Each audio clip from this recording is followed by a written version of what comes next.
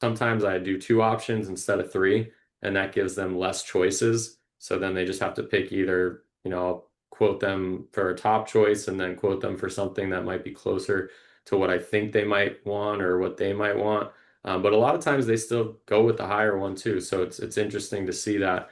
But I won't give them the price right away. Because if you give them the price when you quote them for what you're showing them, then they're going to be thinking in terms of cost and price. So first I'll tell them, here's 40,000 in coverage. This would do XYZ for the family. Here's how the plan works.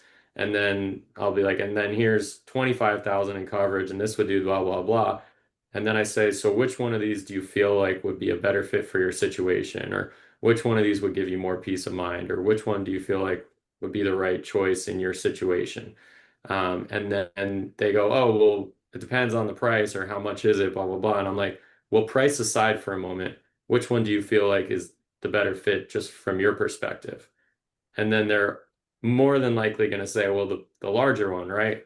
And then I'll say, well, why that one? And sometimes they're short about it. Sometimes they're just saying, well, it's more coverage. But other times they'll actually explain why. And that's them selling themselves on the coverage. So if you do that and you get them to sell themselves on the coverage, and then you say, okay, so for that one, we'd be looking at around $148 a month. Now they're not so sensitive to the price. Now they're like, huh.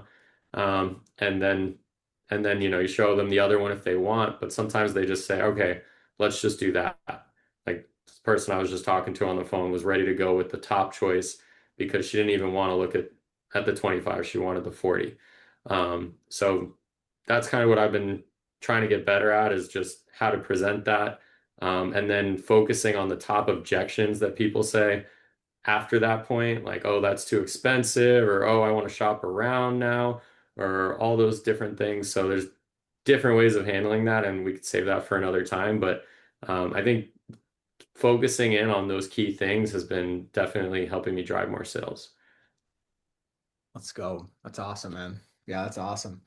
And just like, to kind of round this off to full circle training for anybody listening and watching, like the interesting thing about our business is like analyzing and trying to prepare and all this stuff, but you got to ask people to buy. We have to ask people to buy, and that comes from conversation. So, like, it always leads back to the same thing. Like, I track dials, presentations, like lead spend, dials, presentations, sales. Biggest things to track in your business at the beginning, and then you start tracking persistency later when you start making some sales, which is the amount of business that stays on the books, which is really important for you. But your goal is like if you're not making any offers, like I was talking to someone this morning, and we're not making any offers yet, and that's okay. But you got to get into the conversations. You got to make some presentations. You got to ask some people to buy, and then once we know like where the cracks are in your conversations, we can fix them. But without having those conversations, there's really not a lot to discuss or figure out, right? Like we got to get to presentations. So to me, it kind of always circles back to like action and activity first.